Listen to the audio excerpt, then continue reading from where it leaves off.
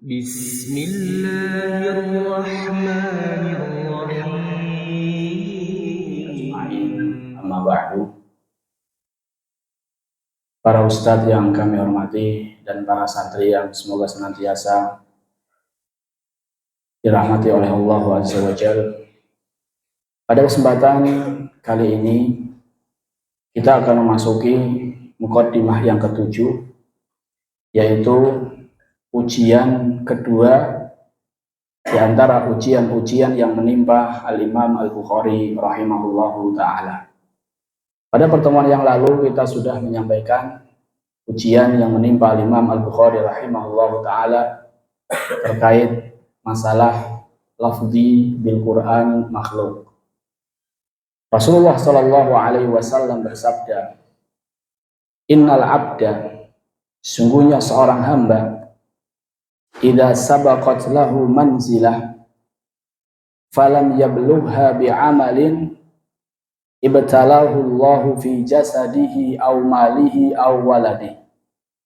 Sungguhnya seorang hamba, jikalau telah Allah Ta'ala tetapkan baginya kedudukan yang tinggi di surga, kemudian ternyata amalannya tidak bisa menjadi sebab ia sampai ke derajat tersebut, ibtalahu Allahu fi jasadihi, maka Allah Ta'ala akan berikan ujian pada orang tersebut pada badannya, sakitkah atau ujian yang lainnya, au malih atau hartanya, kekurangan hartakah atau yang lainnya, au fi waladih atau menimpa anaknya. Summa sabara ala dzalika. Jadi bukan hanya dikasih ujian tok, tapi Allah Ta'ala berikan rizki kepadanya berupa kesabaran. Karena ada orang yang diuji nggak sabar, tapi orang yang Allah Ta'ala inginkan dia untuk mendapatkan kedudukan yang tinggi di surga, Allah Ta'ala uji, plus Allah Ta'ala kasih apa? Kesabaran. Hatta yuballighul manzilata allati sabaqat lahu minallah.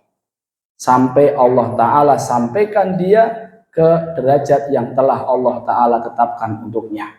Ini menunjukkan bahwasannya ujian itu bisa menjadi sebab tingginya derajat seseorang di surga kelak. Di antara ujian, dari banyaknya ujian yang menimpa Imam Al-Bukhari rahimahullahu ta'ala, kemarin setelah beliau dari Naisabur, kemudian ada masalah dengan gurunya Muhammad ibn Yahya ad-Duhli, kemudian beliau pergi ke kampung halamannya.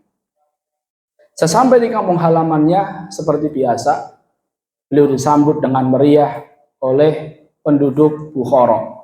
Bahkan disambut pula oleh Amir Bukhara, pemimpin Bukhara. Gonjar di dalam kitab tarikhnya beliau mengatakan, Ba'asa Amirul Bukhara Rasulan ilal Bukhari. Setelah Imam Bukhari sampai ke Bukhara, pemimpin Bukhara mengirim seorang utusan kepada Imam Bukhari.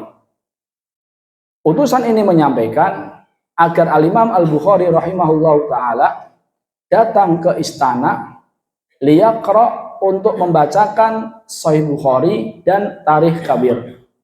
Jadi dia minta kepada Imam Bukhari agar pergi ke istana untuk membacakan apa? Sahih Bukhari sama Tarikh Kabir. Yang kedua kitab ini punya Al-Imam Al-Bukhari rahimahullahu ta'ala. Apa jawaban Imam Bukhari?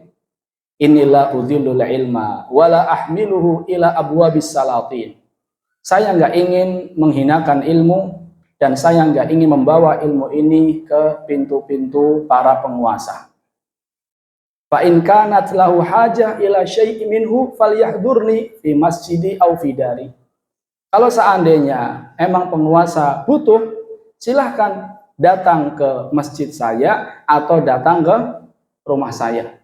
Tapi saya datang ke istana raja, kemudian saya membacakan Sahih Bukhari, kemudian saya membacakan Tarikh Kabir, ini menurut ijtihad Imam Bukhari sebagai bentuk apa? Penghinaan terhadap ilmu. Kalau memang butuh, silakan datang ke masjid saya atau datang ke rumah saya. Fa in lam yu'jibka hada fa anta sultan.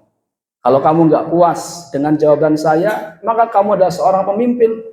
famna'ni minal majlis. Silahkan larang saya dari menyampaikan ilmu. Liyakuna li udhrun indallah yaumal qiyamah anni la aktumul ilma. Biar saya punya udzur di hadapan Allah bahwasannya saya tidak menyembunyikan ilmu. Saya enggak menyampaikan ilmu bukan karena apa-apa, tapi dilarang sama siapa? Pemimpin. Nah, karena jawaban inilah yang menjadikan pemimpin Bukhara di saat itu marah. Sehingga fanafahu anil balad. Imam Bukhari rahimahullahu ta'ala diusir dari Bukhara. Fada'a alaihim. Dan Imam Bukhari rahimahullahu ta'ala mendoakan keburukan kepada mereka, dan tidak lama setelah itu mereka mendapatkan dampak dari doa dari Imam Al-Bukhari rahimahullahu ta'ala.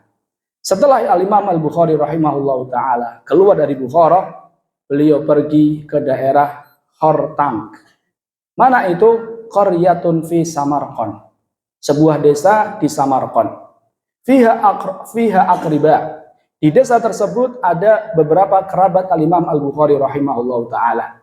Di suatu malam ada orang yang mendengar Al-Imam Al-Bukhari rahimahullahu ta'ala berdoa, Allahumma qad daqat alayyal ardu bima rahubat. Ya Allah, bumi ini telah bumi ini telah sempit yang tadinya terasa lapang. Faqbidni ilaika, maka matikan saya. Jadi Imam Al-Bukhari rahimahullahu ta'ala, dia berdoa kepada Allah ta'ala agar dia dimatikan. Fama tamma syahrun hatta qabadahullah. Tidaklah berlalu 1 bulan kecuali Allah ta'ala telah mewafatkannya. Boleh nggak minta mati jemaah? Boleh nggak? Hah? Jawabannya adalah tidak boleh. Tidak boleh minta mati. La yatamanna yanna ahadukumul mauta lidurrin yusibuhu. Janganlah salah seorang di antara kalian minta mati karena musibah yang menimpa dia. Ini ijtihad Al-Imam Al-Bukhari rahimahullahu ta'ala. Beliau minta agar nyawanya dicabut. Dalam kondisi kepepet, maka seseorang bukan minta mati, tapi menyerahkan urusannya kepada Allah. Kata Nabi SAW, la yatamanna yanna ahadukumul mauta. Janganlah salah seorang di antara kalian minta mati karena musibah yang menimpanya. Fa in kana mutamanniyan. Kalau dia berharap ingin mati, maka hendaknya dia berdoa, Allahumma ahyini maka natil hayatu khairan li. Ya Allah, hidupkan aku jikalau hidup ini masih baik bagiku, dan matikanlah aku jikalau mati ini baik untukku. Jadi enggak minta tapi apa? Menyerahkan kepada Allah Ta'ala. Namun ini ijtihad beliau rahimahullahu ta'ala. Muhammad ibn Hatim kemudian tidak lama setelah beliau berdoa, 1 bulan setelah beliau berdoa, bahkan belum genap 1 bulan, beliau rahimahullahu ta'ala meninggal dunia. Dan beliau meninggal di malam Idul Fitri. Jadi setelah melalui bulan Ramadan, bulan yang penuh dengan ampunan, bulan yang penuh dengan barokah, beliau sudah puasa sebulan, kemudian beliau Allah Ta'ala panggil. Kata Muhammad ibn Abi Hatim, Sami'tul Ghalib ibn Jarir, wada'nahu fi hufratihi. Ketika kami meletakkan Al-Imam Al-Bukhari rahimahullahu ta'ala di dalam kuburan, faha min turabihi. Keluarlah dari kuburannya raihatun thayyibah kal misk wadamat ayyaman. Keluar dari kuburannya aroma seperti minyak kasturi, dan itu berlalu berhari-hari. Jadi dari kubur Imam Bukhari rahimahullahu ta'ala ini keluar minyak wangi. Al-Khatib yang menceritakan, yang sanadnya sampai ke Abdul Wahid. Abdul Wahid dia menceritakan, Abdul Wahid ini, ra'aitun nabiyya sallallahu alaihi wasallam fi naum. Saya melihat Nabi sallallahu alaihi wasallam di mimpi. Wa ma'ahu jama'atun min ashabihi. Di saat itu saya melihat Nabi sallallahu alaihi wasallam bersamaan dengan beberapa sahabatnya. Fasalamtu alaihi faradda alayya salam. Saya mengucapkan salam, Nabi sallallahu alaihi wasallam menjawab salam. Faqultu ma wuqufuka huna ya Rasulullah. Wahai Rasulullah, kenapa Anda berdiri di sini wahai Rasulullah? Rasulullah SAW menjawab, antadiru Muhammad bin Ismail. Saya menunggu Muhammad bin Ismail. Siapa? Imam Bukhari. Falamma kana ba'dal ayyam.